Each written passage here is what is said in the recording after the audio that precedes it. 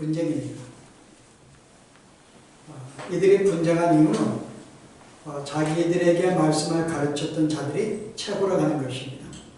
어떤 사람은 나는 바울이 가르침이 최고였다는 것이고, 어떤 사람은 아볼로가 그의 가르침이 최고라고 그러면서 바로 그의 가르침을 받는 것이 특권이고 놀라운 축복이라는 거죠. 그래서 그들은 그들의 가르침을 받아들여서 예수를 믿게 되었습니다. 그 다음 어떤 일이 벌어졌어요? 그들은 그 말씀을 예수를 믿는 것으로 끝나지 아니하고 예수를 믿고 이제 말씀대로 그들은 순종하였고 헌신하였고 봉사했습니다. 누구 못지않게 기도도 하였고 예배도 하였고 또 전도도 하고 각종 우리가 성도로서의 헌신과 봉사가 있었어요. 그래서 그들은 스스로가 열심히 다른 사람보다 더 있다고 생각했습니다. 왜냐하면 우리의 가르침이 더 낫기 때문에 그 가르침을 근거로 더 열심을 품을 수가 있었고 더 헌신할 수가 있었어요. 그래서 그런 결과로 그들은 스스로가 나는 저보다 낫다는 신앙을 갖게 되었고 나는 저보다도 신령한 자라고 생각했던 거죠. 나는 저 사람보다 신령하다. 그리고 내가 그만큼 헌신적이고 봉사했기 때문에 또 하나님이 나를 예뻐하셔서 나에게 성령을 크게 부으셔서 그 결과로 다른 사람이 갖지 못한 은사도 행하게 되었다고 그들은 자랑합니다. 나는 방언도 하였고 예언도 할 수 있고 방언을 통역도 하고 또 병치료도 하고 구제도 하고 가르치기도 하고 나는 은사가 있고 이 결과를 성령이 내 마음속에 계신 걸가기 때문에 나는 다른 사람보다 신령한 존재다. 그래서 이 한 고린도 교회 안에서 신령한 자가 있었고 신령하지 못한 자, 육에 속한 자가 있었다는 거죠. 이게 이 교회의 문제였습니다. 서로 분쟁하고 서로 다투었고 서로 시기하였고. 근데 오늘 이제 바울은 3장에 들어서서 뭐라 그래요?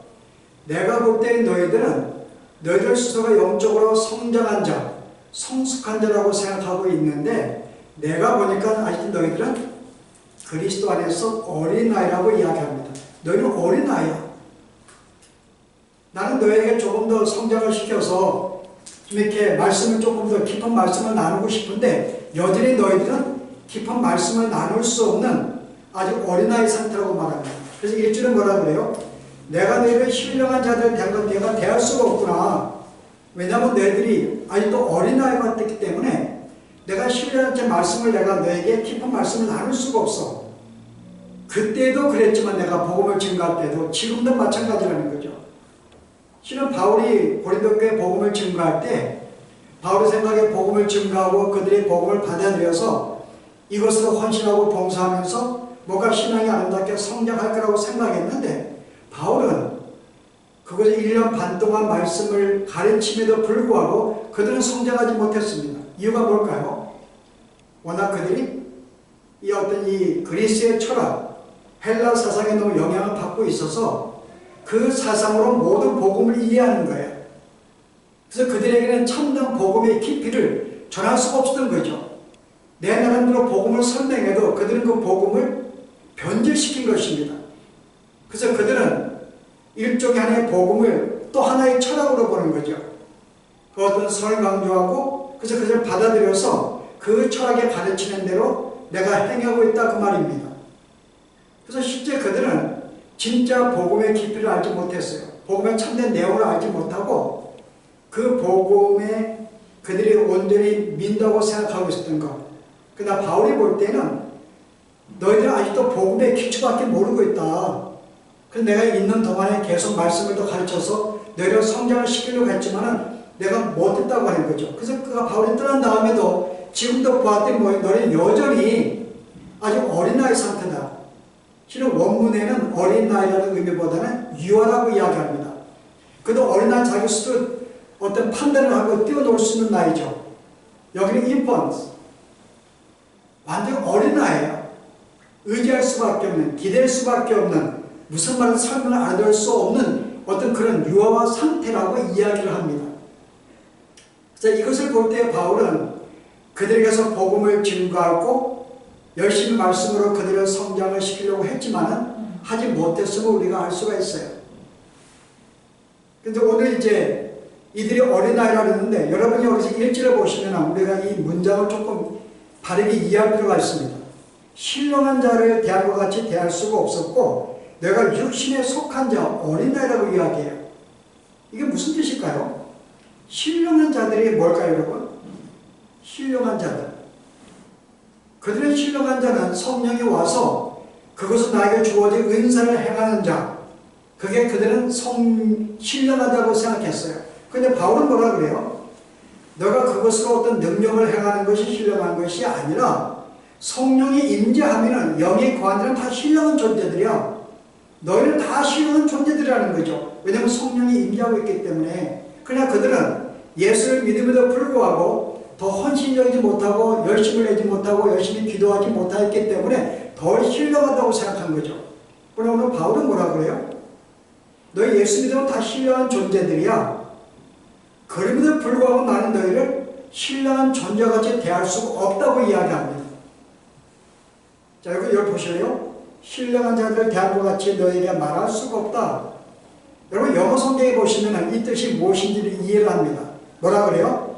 People who live by the Spirit. 성령에 의해서 인도함 받고 성령에 따라서 사는 사람들. 이게 신령한 자라는 거죠.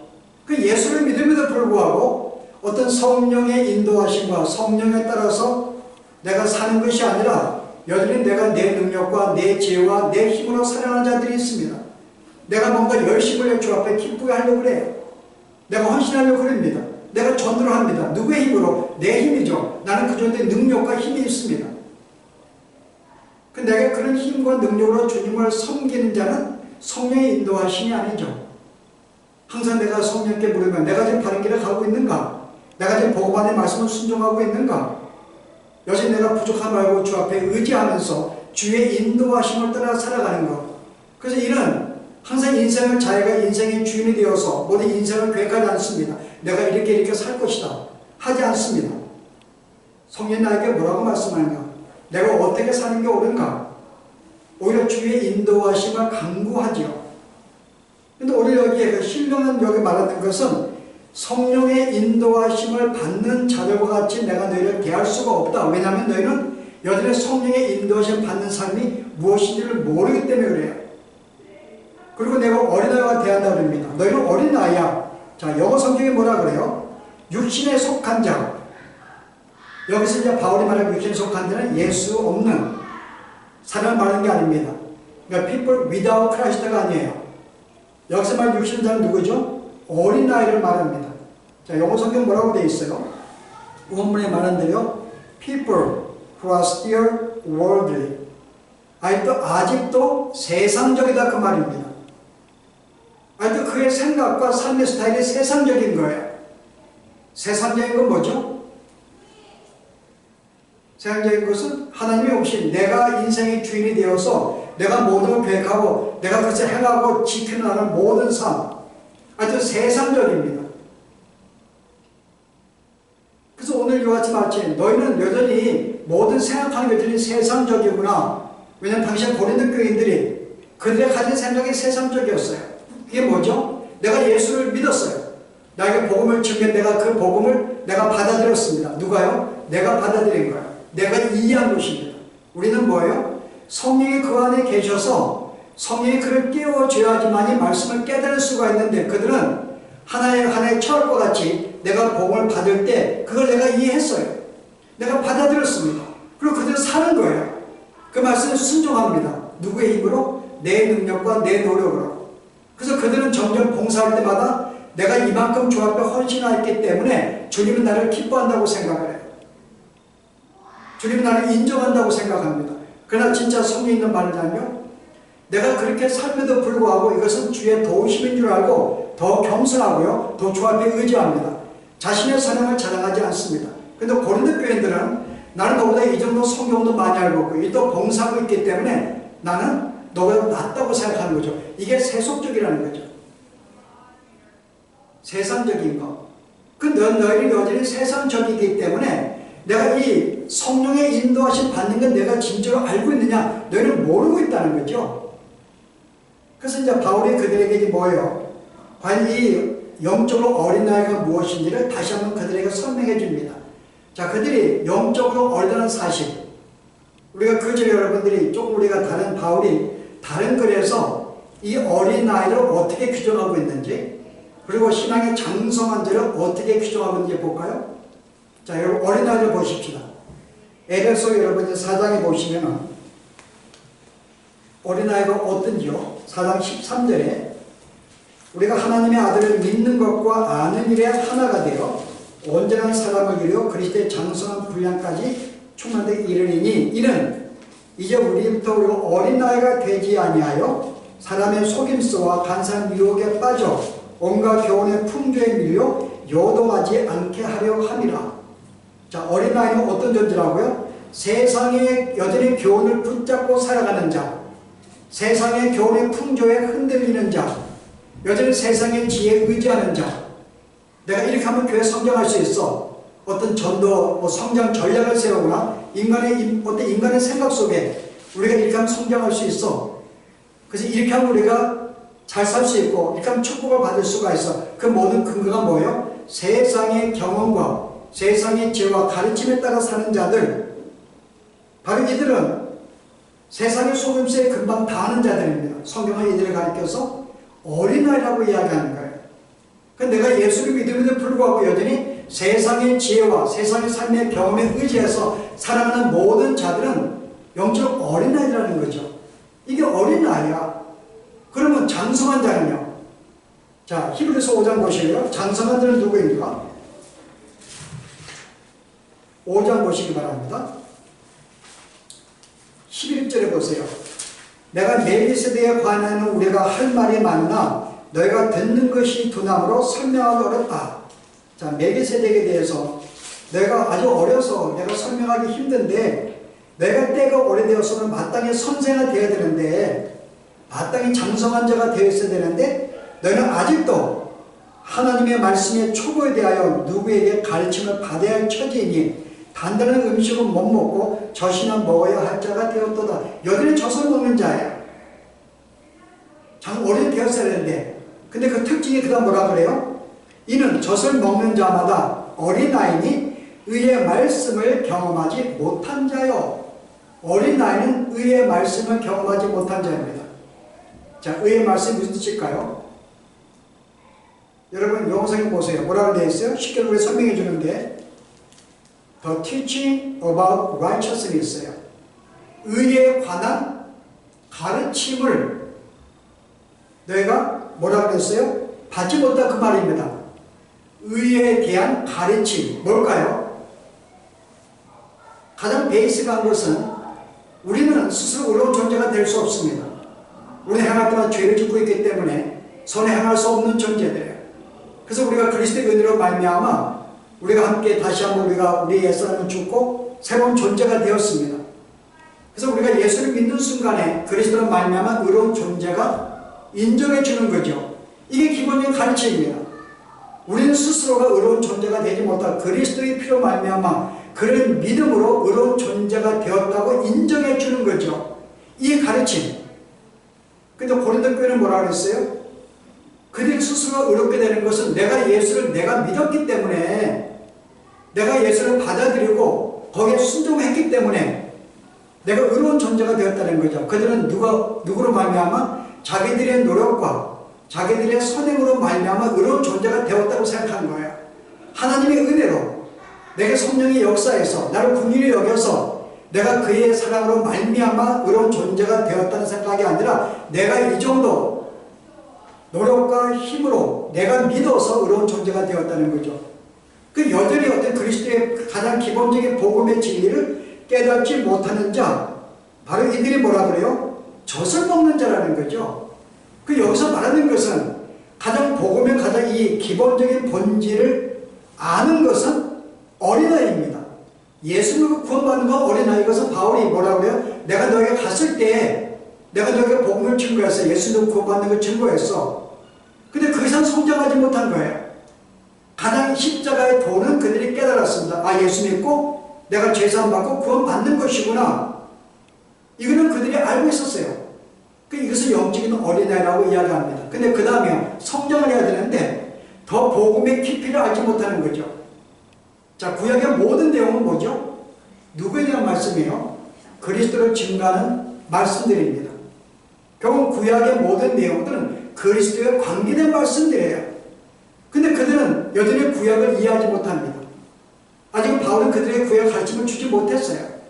가장 기본적인 예수 믿고 구원받으는 가르쳤는데 그 다음에 더 깊은 멜기세덱에 대해서 알지 못하는 거죠. 멜기세덱은 어디서 왔는지 어디로 간지 알지 못한 자입니다. 단순히 아브라함에게 11조를 받은 대제사장이에요. 왕같은 존재입니다. 그럼 우리는 이가 누구래요? 우리는 예수 그리스도의 모형으로 등장한 자죠. 기용도 없고. 그러나 실제 이러한 어떤 이 구약의 모든 가르침들을 그들은 알지 못하는 거죠. 그들은 어떻게 알았어요? 하나의 윤리로 알고 있었던 거죠. 아, 이렇게 열심히 섬기고 열심히 기도하고 열심히 헌금하고 열심히 봉사하고 전도하는 이것이 바로 구약의 내용이 되었다 그 말입니다. 그 말씀 하나하나가 그리스도와 관계된 말씀으로 알지 못했던 거죠. 그러니까 실제 이들은 바울에 가서 그리스도의 복음의 십자가를 가르쳤는데 그 이상의 깊이의 내용을 구약을 그들에게 가르치지 못했어요. 그들이 이해하지 못했고 받아들이지 못했기 때문에 받아들였지만은 단순히 구약을 어때요? 그들의 생각으로 하나의 윤리로 생각한 거죠. 이렇게 열심히 지켜야 돼, 행해야 돼. 자, 오늘날을 볼 때 그게 뭐죠? 그게 자유주의 신학과 유사합니다. 자유주의 신학은 예수를 믿는 것이 믿고 구원받는 내용이 아니에요. 우리가 그를 본받아서 이 땅에서 헌신하고 사랑하고 우리가 희생하자는 거죠. 남에게 본이 되어서 모든 우리가 어떤 우리가 윤리적으로 바르게 살면서 희생하며 살자. 주님을 본받자. 이게 그들의 가르침입니다. 그 안에 복음을 생명의 복음을 십자가를 발견하지 못하고 여전히 어떤 이 복음 안에서 어떻게 살 것인가에 대한 그래서 그들이 배운 것이죠. 그래서 오늘날 성도들의 문제가 뭔가 하면은 실제 우리는 우리 신앙에 성장하지 못한 문제는 뭐라고 생각해요? 열심히 주 앞에 헌신하지 못하고 열심히 봉사하지 못한 것이 우리는 문제라고 생각을 해요. 그러나 성경은 그것이 문제가 아니라는 거죠. 열심을 내고 봉사하는 거 그거는 예수 안 믿는 사람도 봉사할 수 있어. 열심을 내. 우리 못지않게 그들이 열심히 뛰고 있어. 다른 불교나 이슬람교나 그들의 열정 우리가 따라갈 수 있는가요? 그들 열심히 내고 있어. 그러나 우리는 그렇게 열심과 어떤 헌신하지 못하는 게 우리의 신앙의 문제라고 생각합니다. 바울은 그게 아니라는 거죠. 너의 진정한 문제는 복음을 제대로 알지 못하는 게 문제라는 거죠. 복음을 제대로 알지 못하는 것 행하는 문제가 아닙니다. 우리는 신앙생활을 뭔가 행하는 거라고 생각을 해요. 여러분 행하는 것은 교회 안에 와서 많은 자들이 그렇게 생각을 해요. 여러분 예수님 내가 너희를 도무지 모르겠다고 말한 자들이 누구예요? 마태복음 7장에 보시면 그들이 주님께 와서 뭐라고 그래요? 내가 주의 이름으로 귀신도 쫓아내고 능력도 행하고 모두 했다고 합니다. 근데 열심히 행했어요. 근데 예수님 그들에게 뭐라고 그래요? 나는 너희를 도무지 모르겠다고 말하거든요. 그들은 출마 안 해서 주의 이름으로 열심히 길 쫓아내고 봉사하고 헌신하고 희생하고 했음에도 불구하고 주님은 나는 너를 모르겠다는 거죠. 우리가 이걸 이해해야 돼요. 그래서 우리는 실제 열심히 뛰는 자체, 열심히 봉사하고 헌신하고 어떤 희생하는 것을 신앙의 어떤 성수, 신앙의 본질로 보는 거죠. 근데 오늘 주님은 너의 신앙의 본질은 어떤 열심히 행하는 게 아니야. 그게 성숙이 아니야. 그러니까 너희는 아직 어린아이지. 내가 열심히 주님을 믿고서 바울의 가르침 받아서 열심히 기도하고 성경 보고 전도하고 하고 있지만은 내가 볼 때 너는 아직 어린아이인데 왜요? 너는 여전히 성령의 인도하심을 받지 못하고 있기 때문에. 자, 그게 뭘까요? 여러분이 성령의 인도하심을 받는 것은 어떤 특징이 있을까요? 자, 성령이 오시면 우리에게 어떤 일이 벌어져요? 나에게 능력을 주어서 여전히 하지 못했던 일들을 감당하게 만드는 게 성령의 일일까요? 그 성령의 맹작이 아닙니다. 나를 뜨겁게 만들고 열정적으로 만들고 헌신하게 만드는 게 성령의 맹작이 아니에요. 자, 성령이 오시면 어떤 일을 벌일까요? 예수님이 제자들에게 그가 십자가 돌아가시기 전에 주신 말씀이 있습니다. 보실래요? 요한복음 보시기 바랍니다. 요한복음 15장에 보시면 26절에 내가 아버지께로부터 너에게 보낼 보혜사 곧 아버지께 나오시는 진리의 성령이 오실 때에 그가 나를 증언하실 것이요. 첫째, 성령이 하시는 일은 예수님을 알리는 것입니다. 증언하는 거예요. 그의 십자가의 도를 증거하는 일이 성령이 하시는 일입니다. 조금 더 구체적으로 여러분 히브리서 앞절 보세요. 앞절에 26절에요. 14장 26절. 보혜사 곧 아버지께서 내 이름으로 보내실 성령 그가 너에게 모든 것을 가르치고 내가 너에게 말한 모든 것을 생각나게 하리라. 성령이 오실 첫 번째 그분의 메인, 그분의 짭이 뭔가 하면은 그 역할이 뭐죠? 예수님을 증거하면서 그분의 가르침, 그분이 어떤 분인지, 그분의 가르침, 그분이 행하신 일을 우리에게 알게 하는 것이 성령의 일입니다. 그 십자가의 도를, 이 복음을 제대로 알게 하는 거죠. 이게 성령이 하시는 일이에요. 여러분 그 다음에 15장에 보세요. 16장에 13절에 성령이 오시면 그가 또 뭐라 그래요? 진리의 성령이 오시면 그가 너희를 모든 진리 가운데로 인도하시리니 그가 스스로 말하지 않고 진리 가운데로 인도하실 것이다. 성령의 일은 우리로 하여금 참 진리로 인도하는 거예요. 복음으로 인도하는 것입니다. 그래서 우리가 보다 이 진리가, 이게 보다 진리를 깨달아서 그리스도를 우리가 바로 알고 십자가 도를 깨닫고 그걸 바로 붙잡고 살아가는 것, 이게 바로 성령이 우리 하시는 일입니다.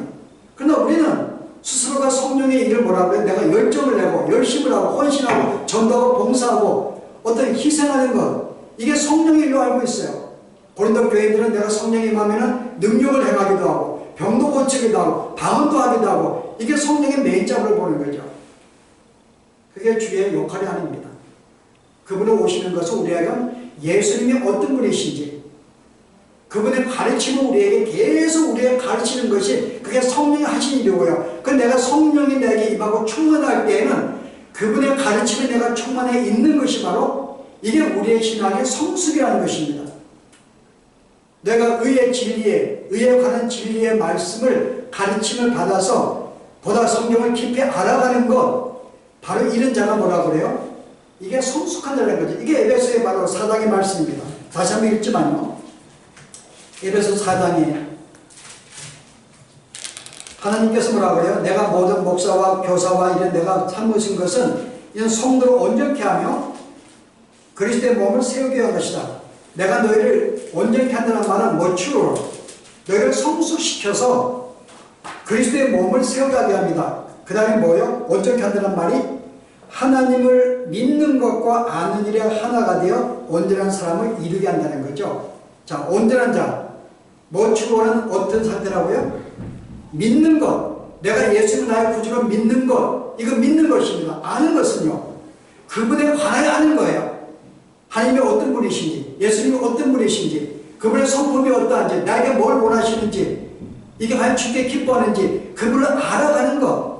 그 내가 예수님을 구원받는 믿는 것과 계속 그분을 깊이 알아가서 그분이 어떤 분인지를 아는 것, 이게 바로 온전한 자라는 거죠. 믿음의 성숙한 자라는 것입니다.